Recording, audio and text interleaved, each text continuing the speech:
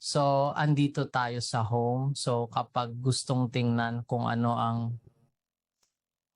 naman ng about us, so just click read more. Okay. Kapag pinag-click nyo yung read more, ito yung makikita natin.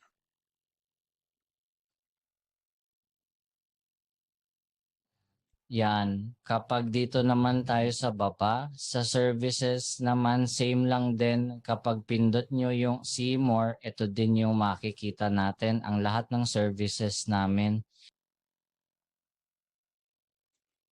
Okay, tapos punta tayo agad sa products. Sa products, same lang din.